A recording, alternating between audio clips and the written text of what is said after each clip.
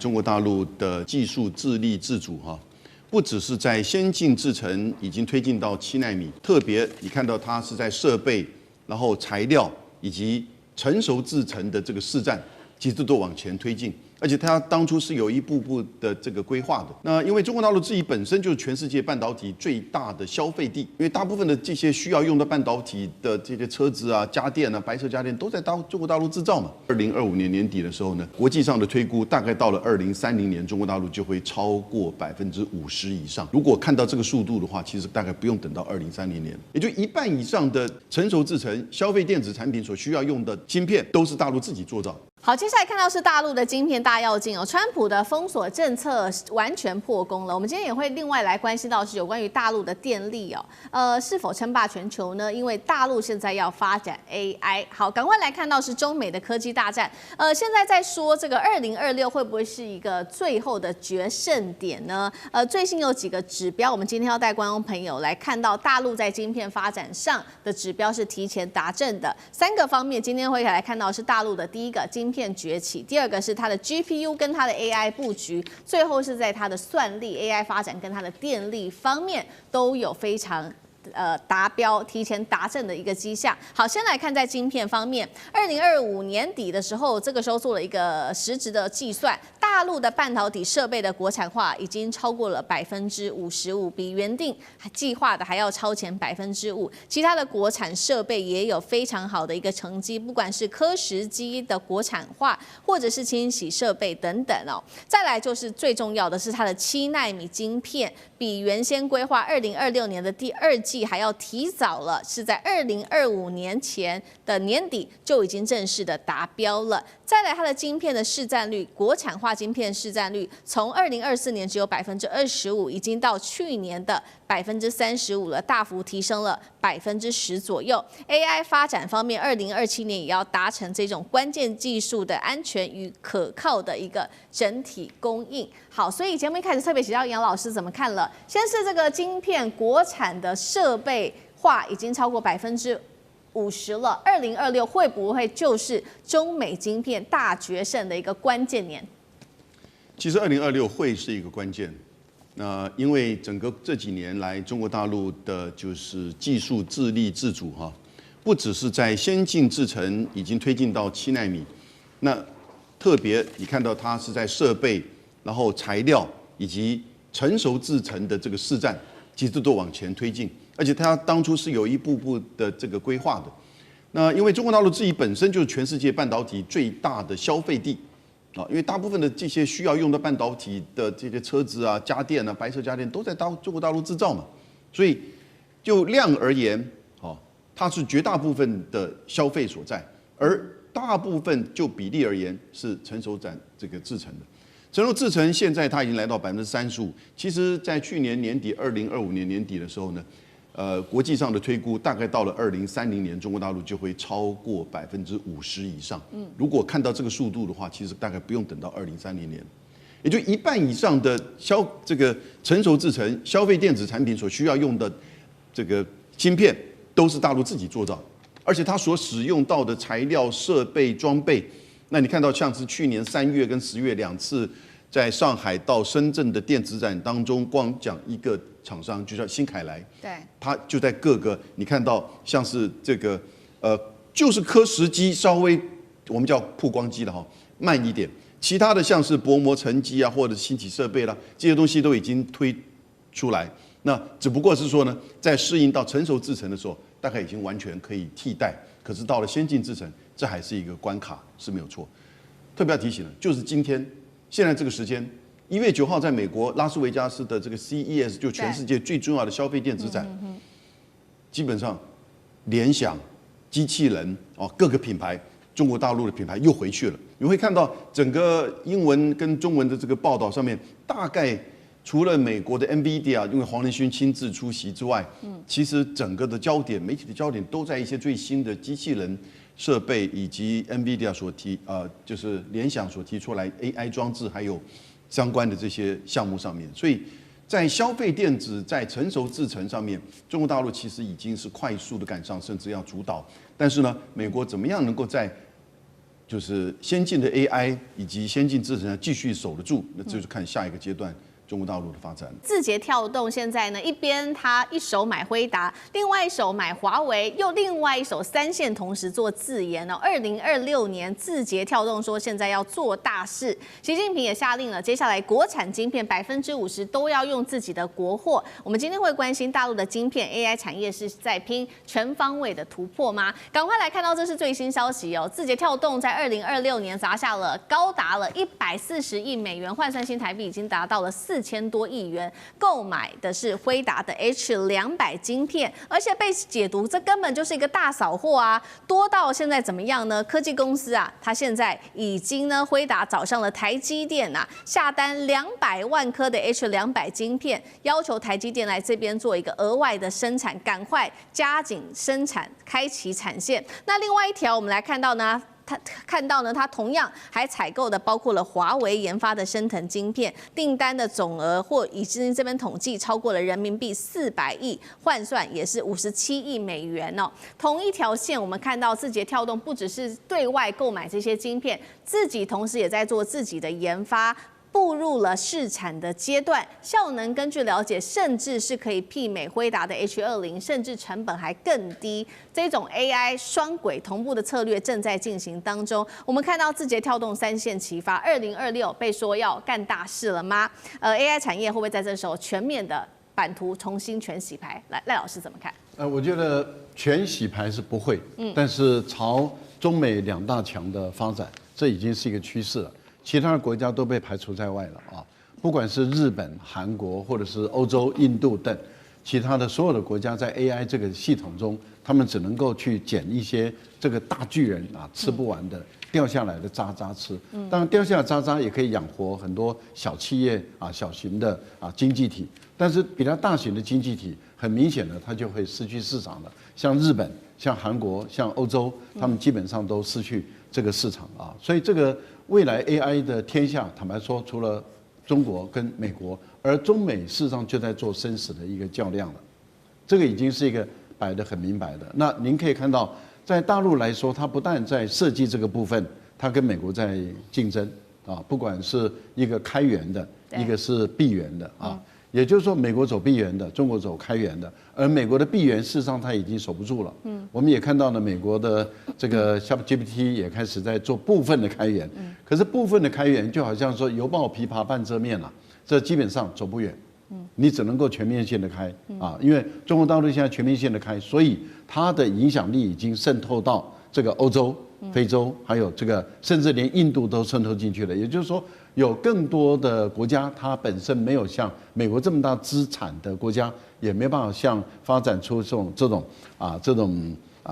OpenAI 他们的这么大资产国家，他们当然走中国的这条路线。所以在软的设计这个部分，大陆跟美国的较量很激烈，估计美国赢的空间比较大。那另外一个就是硬体的支撑嘛，那就是你刚刚讲的晶片。对，晶片这个部分，美国它只能依靠代工。所以他用抢台湾的这个晶片厂，抢韩国的晶片厂过去，可是他还是代工。但是问题就在于大陆是自己有生产制造能力。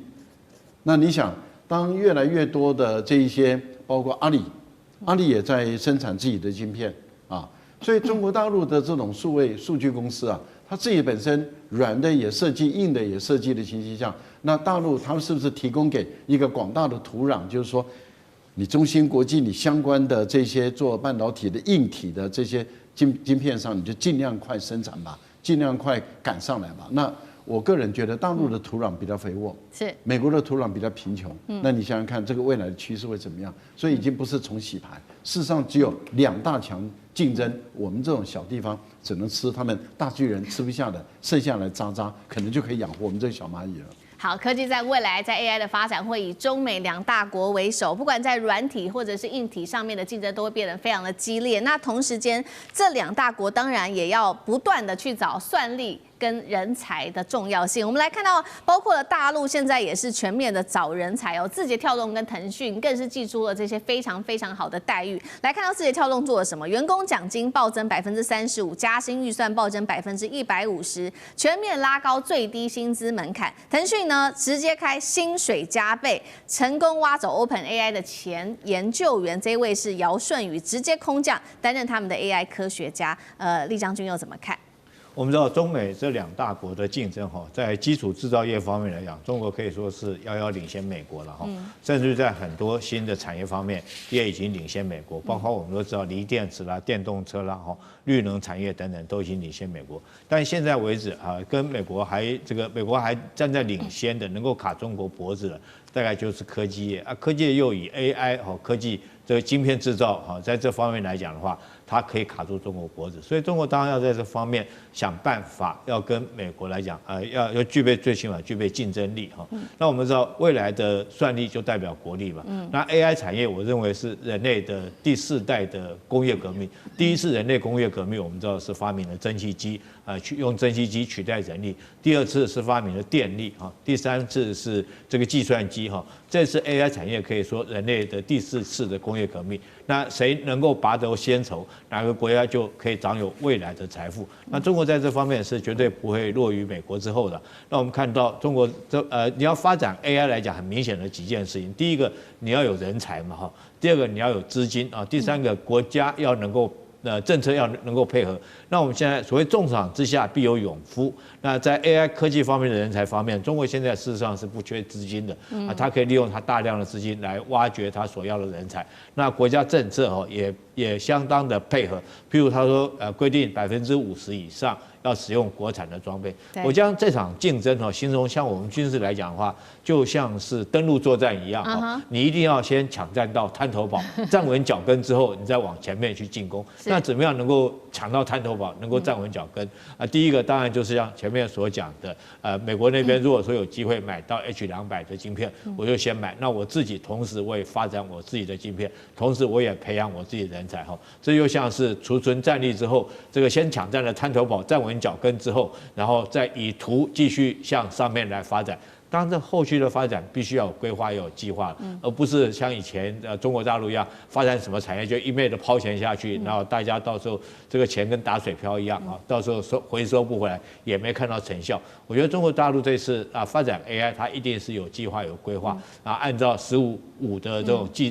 这个规划的期程，一步一步有计划的向上发展。那不敢说是超越美国吧，但是我想很快可以看到跟美国并驾齐驱。对，确实，所以在这个大陆有关于发展 AI 晶片上面，国家政策下了非常大的力，除了持续的向美方买晶片之外，也力求，这是来自于路透社的最新消息，中国官方要求说，你接下来所有的晶片制造商，你要新增的这些产能50%都一定要使用国产的设备才行。最终目标，当然了，如果有一天可以的话，就是完全的100%国产化，带动了大陆的晶片设备集团北方华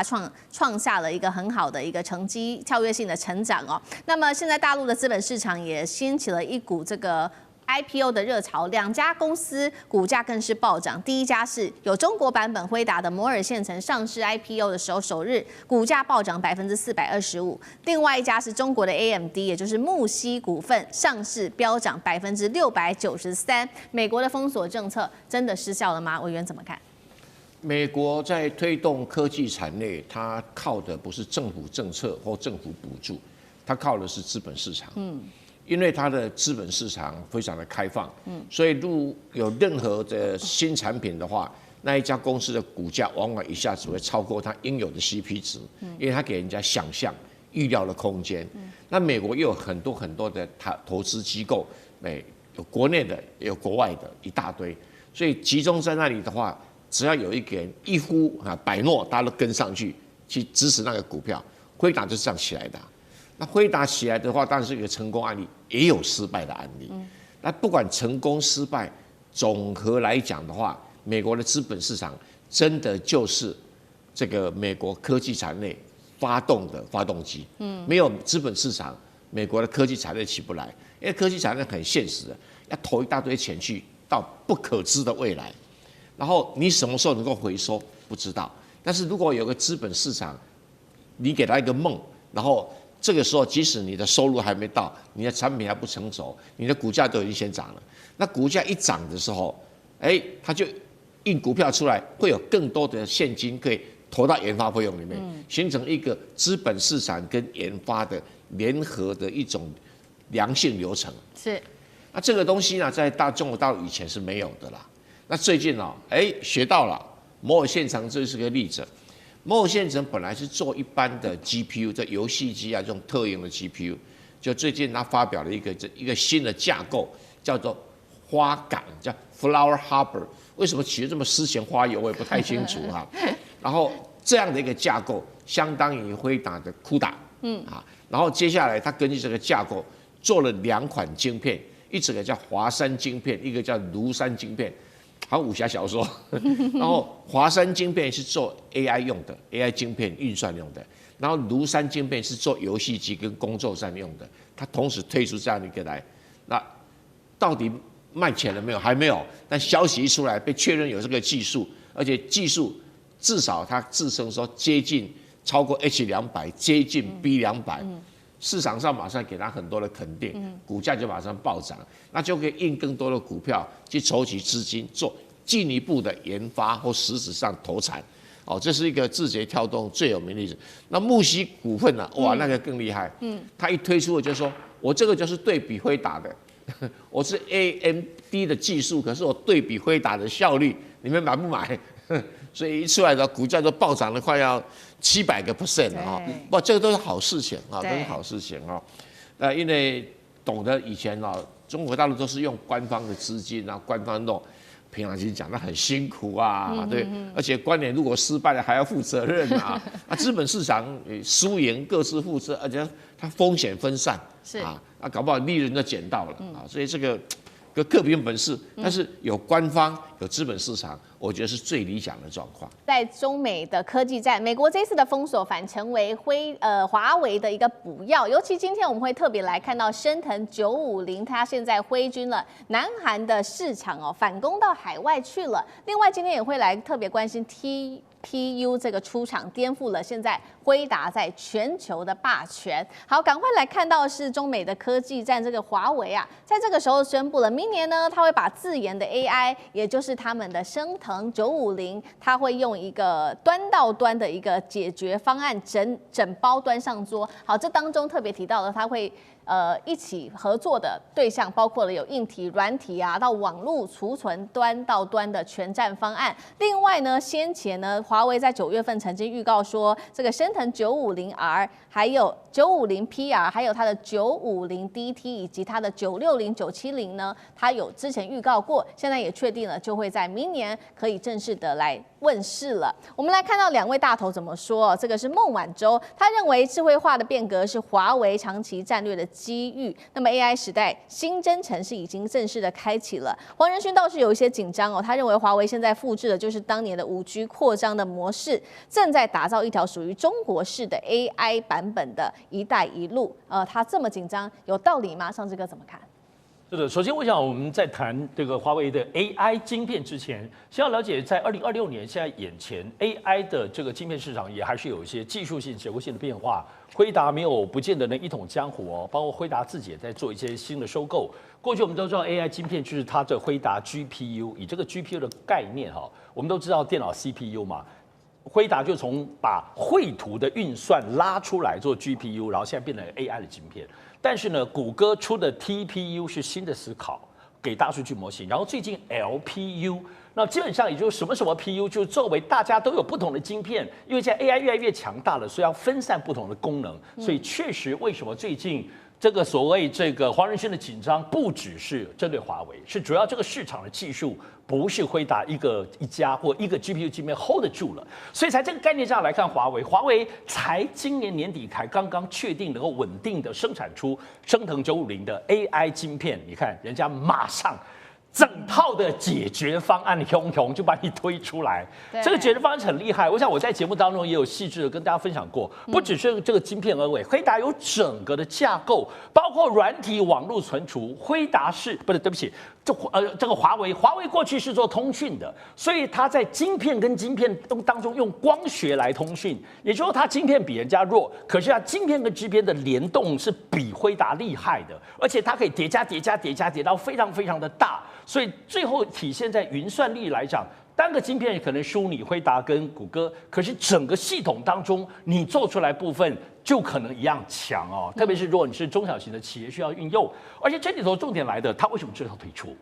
显然就是因为在市场上，现在虽然中国跟美国是最大的 AI 市场的需求，制造业、工业什么服务业都要用，但你觉得人家中南美洲不要吗？非洲不要吗？中亚的一带一路的国家看着全世界的 AI， 人家不要 AI 吗？所以这些都是华为已经布局的市场，包括中国电动车，全部都卷在里头的时候，华为当然推出这个东西就可以直接卖给这些国家。我们刚刚讲的这些逆差国家，来自中南美洲、非洲比例都有啊。对，所以华为好惊人哦，只是能够做出他们自己的这个5奈米的部分，甚至未来还有以下往3奈米的这个 AI 晶片的时候，啪啦啪。整套的方案，就像当时建基地台、建所有的，包括手机、通讯也整个打通一样，这就是这个整个华为非常强的地方。我想最后大家都要特别注意，关键是什么？修个短嘛，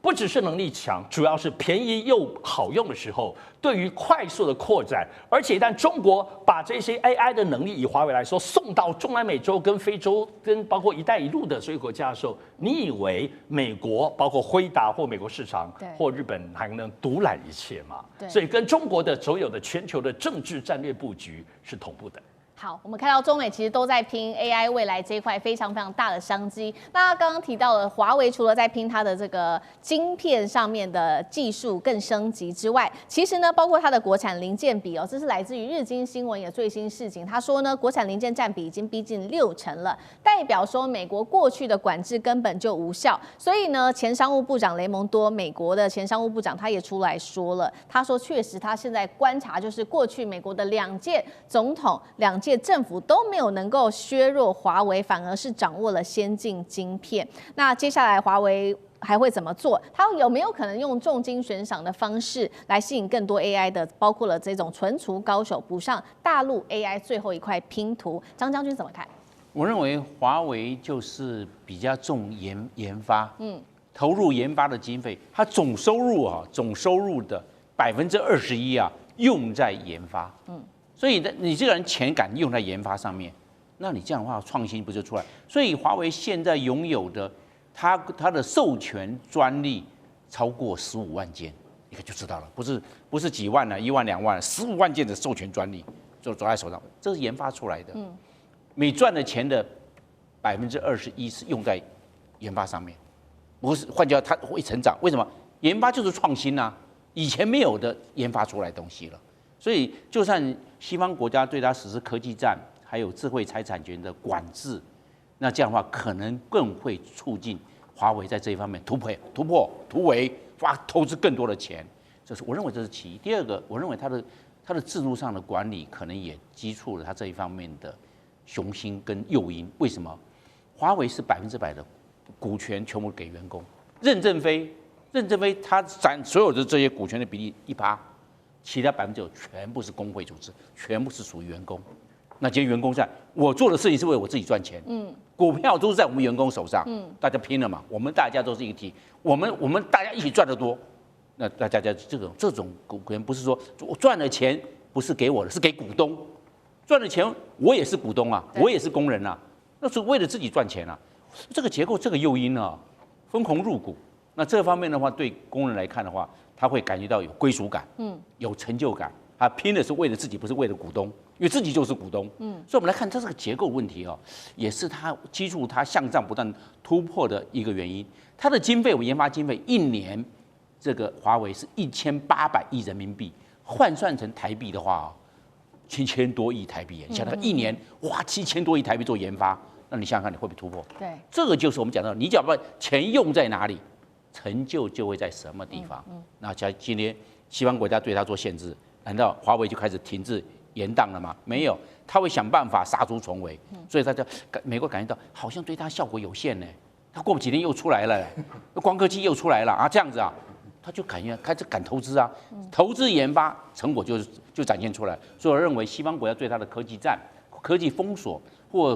智慧财产权的管制，我认为效果还是有限的。好，所以我们现在看到，难怪这个黄仁勋要特别担心，他特别提到说 ，AI 版本的一带一路是否正在打造当中？除了华为之外，确实现在还要担心的，还包括了中国第2条的 AI 算力的路线，这个就是国产的 TPU 业者。今天带观众朋友特别来看到这个叫做中浩新英，好，它的第1代的 TPU 算力的效率，现在根据了解已经超过辉达 A100的1.5倍，而且能耗更低，是降低了30%。第2代晶片进入测试，预计明年就会正式的上市了。有没有可能直接对标，甚至超越 H200呢？它会成为未来颠覆辉达的一个真正的杀器吗？华干哥怎么看？你知道 TPU 是什么？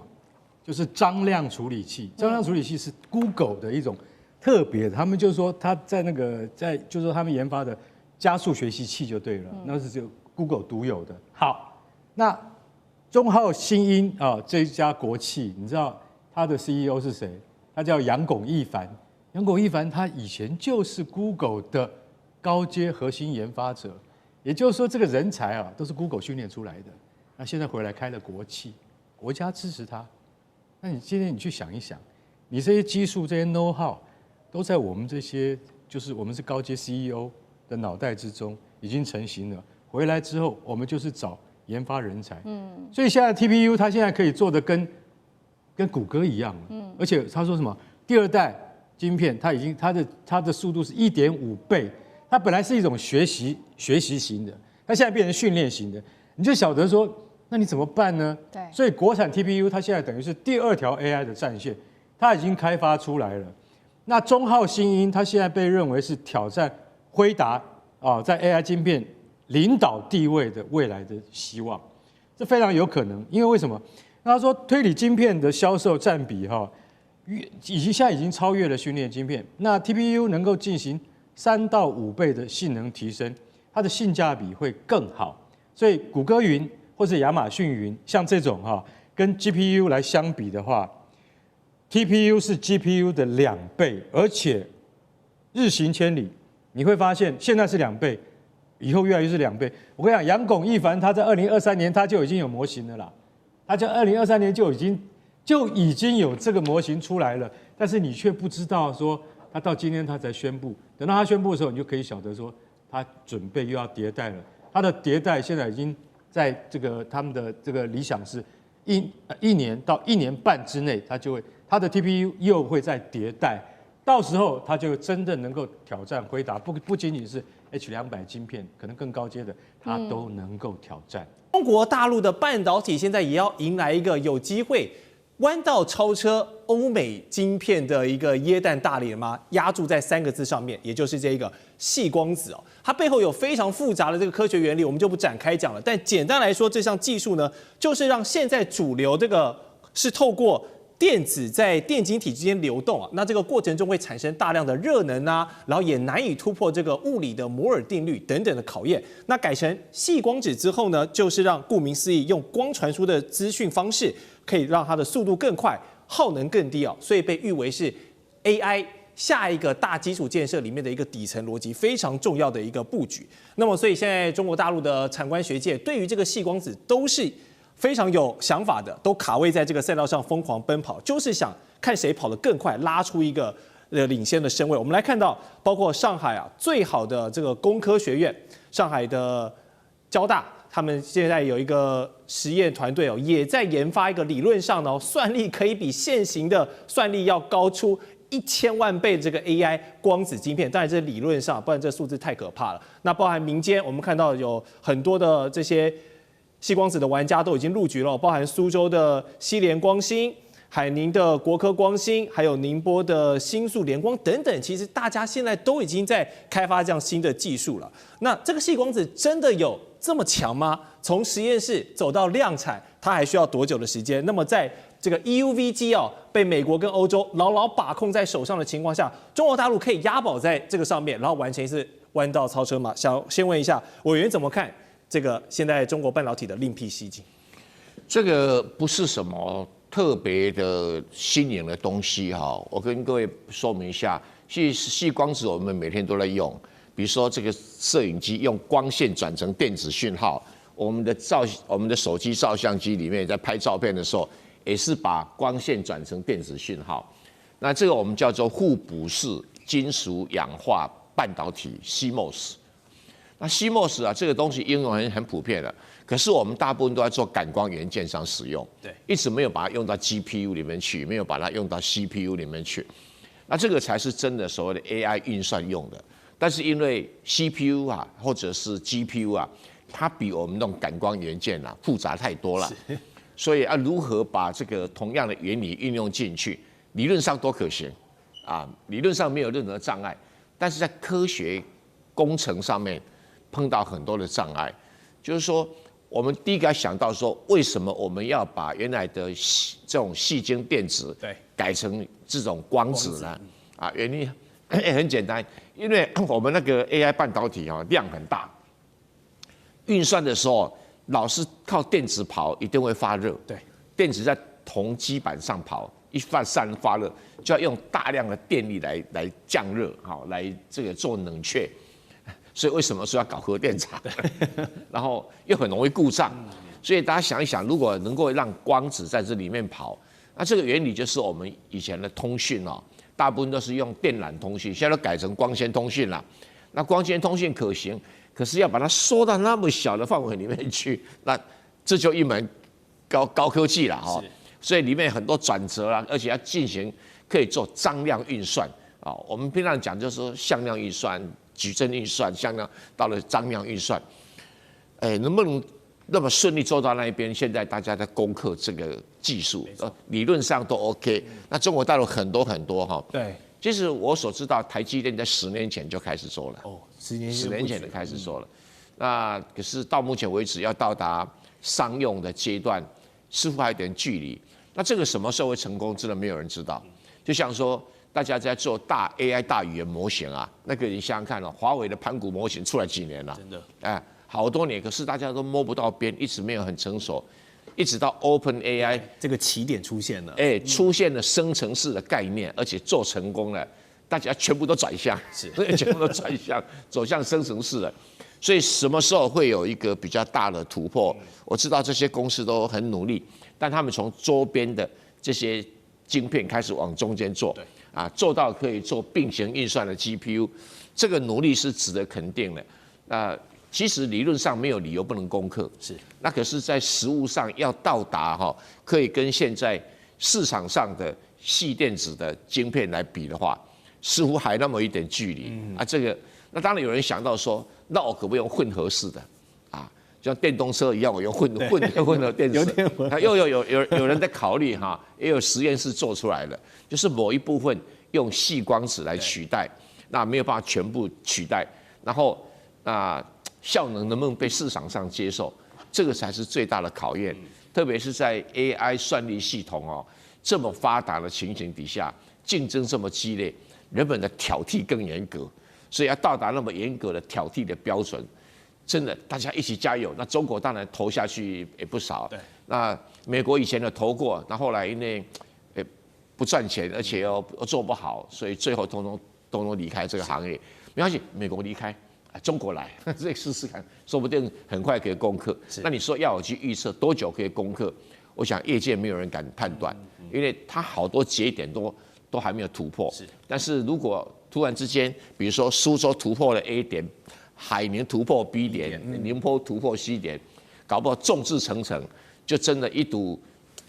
万里长城就被它推倒了。是。所以矽光子这个领域大家现在都疯狂在研究，大家都在期待一个起点，像当年 OpenAI 这样的出现。那说到 OpenAI 就不得不提这2年可以说是 AI 的大语言模型真的是改变了我们现代人的生活模式真的有一种不太真实的感觉，因为这个进步的速度、更新迭代的速度太快了。现在不管是文字、图像、影像，还是海量这些迷因梗图相信每天都充满着我们每一个人的手机跟社交媒体。那么接下来就是要筑高墙，然后广积粮了嘛。那这个粮呢，肯定就是 AI 的基础建设你离不开电力跟算力，这绝对是还是重中之重。那刚才提到很多这个矽光子，如果用 GPU 比喻 AI 领域呢，它像是它的大脑，那矽光子就像是这个光速级的中枢神经系统，所以它是支撑下一代超大规模算力，如果你要把成本压到最低，你离不开的一个底层技术。那刚刚提到了，不管是中国的企业，现在都在摩拳擦掌，全球大咖其实也是布局已深。刚才委员有提到，台积电10年前就已经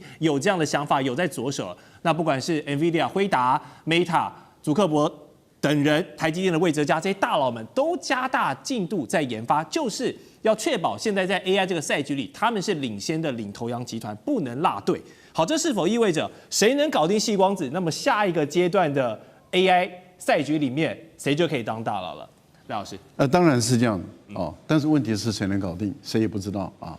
可是你不搞了，你绝对就没有。对啊，这很简单。你刚刚提到了 AI 我们都知道它数据库很重要，数据库它为了要运算，所以它需要大量的资料传输进来。对，所以它需要有大量的运算中心，有大量的晶片啊。那当这些数量越来越大的时候，它的体积越来越大，它的电量需要量越来越大。可是问题就是每一个国家或者每个地方，它都有空间，都有限制。例如说，美国现在电力上有限制了，有问题了。那它的盖新店的能量能不能赶得上它的 AI 的需求？那如果一旦拖对了，赶不上了，它就限制住 AI 的发展。而中国现在的电力是充沛的，对，所以它的 AI 的发展的空间是巨大的。但是问题是，当我们的 AI 的运用量越来越大，它需要的晶片的厂越来越大，运算中心越来越大，那地球是有限的，现在有开始考虑到往太空的方向走。可是问题就在于，怎么样把这个体积缩小，怎么样把这个耗能缩小，怎么样把频宽拉大，啊，然后怎么样让它产生更多的功能，这个时候就是光子了。因为光子它比电子它跑的速度更快，啊，我想这个大家都知道，它的耗能就更小。另外一个就是它频宽更大，电子的频宽还是小于光子，还有最重要的地方就在于它的体积更小。我刚刚谈到了体积。对。那在这样的一个这个4大优点中，谁能够做出矽光子，把它这个光子跟矽把它结合起来，那谁就是赢家。我们刚刚谈到，就是如果你不做，那你就是再也没有机会了，因为你一定是零。为什么？因为你永远就只能依赖别人做出来的。好，这是第一个。那如果说你去做了，你不一定成功，也就是说你投下去的钱相当有可能都打水漂。如果你的这个钱袋子不够深，你可能投到一个程度以后，你的钱袋子用完了，结果你的快要到临界点、突破点，结果你做不下去了，被别人接手了，那你可能也是打水漂。所以谁是最好的一个点？那这个大家也都在尔虞我诈了嘛，这个也是一个争点。可是大家都知道，谁做成功的，他掌有自主的知识产权，他就是一个大赢家。因为台积电如果不做，刚刚委员说，台积电10年前就在做，台湾机体电路是电子不是光子可是如果说有一家公司有一家半导体的，或者是他做出光子了，那你台积电你以后还有什么？你根本没有了，你什么都不是了。那这样的情形下的话，台积电当然要砸钱下去。可是问题就在于能不能做得出来，台积电也没把握。原因很简单，我们来看看最后你会发现，这一些产业、公司、企业，它都要跟学术单位要挂钩，要整合在一起。也就是说，它需要的是一堆大脑袋的人，而这个大脑袋的人，他基本上是在大学、研究所、博士班里面来培养、来供应的。那问题就在于说，台湾的大学投资力够不够？例如说，我们的清大、交大、台大、台积大，那个台科大，你国家给他的资金投资到底多少？它本身能不能供应，能不能支撑，或者是能不能够走在科技的前沿上？台湾目前的整个学术能量看起来，我们的大学并不走在那个所有的尖端科技的前沿，这个就是我们最大的危险。日本也偷对了，日本现在已经没有任何一所大学，它是走在科技的前沿了。那现在走在科技前沿的剩下谁？其实剩下就是美国跟中国大陆。美国跟中国大陆的大学，他们是走在科技的前沿。那这样的情形，他们跟这个民间的企业或者是跟国营企业一结合的时候，他们的成功几率就大了。那接着我们就看另外一个，那就是谁的钱袋子深了，谁的科学团队数量够大，因为最后你还是要数量要够大。如果大陆先做出来，那坦白说，这个就是大陆的天下了。你说美国急不急？急呀。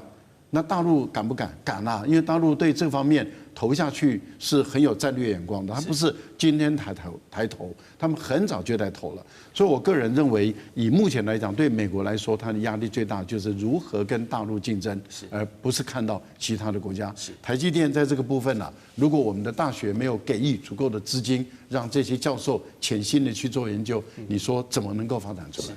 好，说到这个美国怕中国大陆的进步而提出了限制，倒是有一个步伐让大家比较意外。我们都知道，今年川普总统抛出了这个对等关税的解放日，在全球的政经市场投下了一个震撼弹。但是原本说半导体也要被232这个条款来重点招呼啊，没有想到拖了又拖，延了又延。最新的进展是呢，美国宣布可能要对中国的半导体这个课税，一路要延到2027年的6月才上路了。消息一出，这些中国的晶片股马上都应声大涨，因为好日子还有一些时间可以过。好，是什么原因让我们的关税侠川普总统选择缩手？这个关税大刀都举起来了，结果延迟砍下去，是想帮美国的本土供应链来争取时间吗？还是说这是2027年美国背后有更大的陷阱？将军，其实拜登时代跟川普时代他们的晶片战略是完全不一样的哈。在拜登时代的话，他对于那种先进制程，他是对中国是采取封锁管制的，但是对成熟制程来讲的话，他是采取用调查的手段。但是到了川普时代来讲的话，他对于这个先进制程，目前我们看到它是开放了 H200哈，它是逐步的开放，就是我有先进的一代来讲的话，我可以开放我的这个次一代的晶片卖给中国，但对于成熟晶片来讲的话，他就把它当作筹码化，然后来当作谈判的一个代表。所以大家不要想说2027年才上路，这个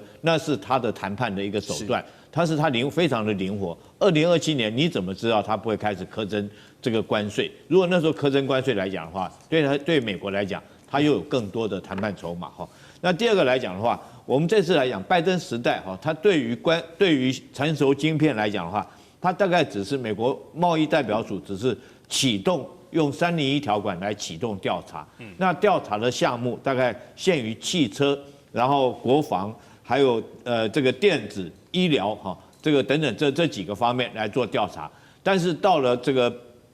川普时代来讲的话，他除了用301条款之外，他还加上232，也就是国安条款来加以调查，而且调查的项目包括到电子产品，他都将它列入调查对象。所以大家不要以为说川普来讲好像放松了，事实上不然，他调查的使用的法律来讲，比拜登时候更多，而且调查的项目来讲也更广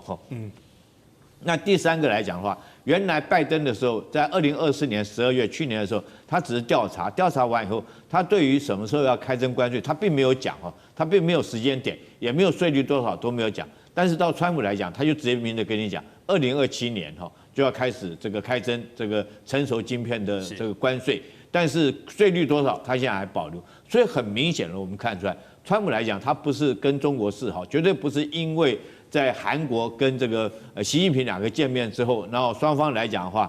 有一个关税贸易休战的一个协议，然后放松，而不是我觉得他只是说是更加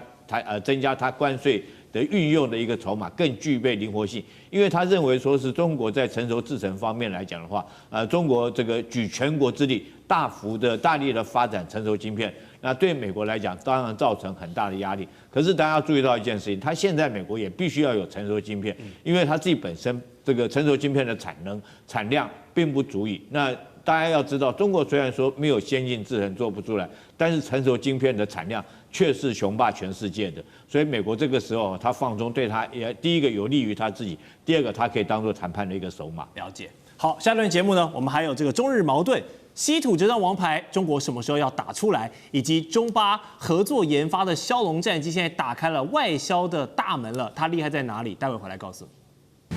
地缘政治、美中之争、战略价值、强权崛起、小国生存，现在与未来洞悉事件走向，掌握世界脉动，全球观点尽在环球大战。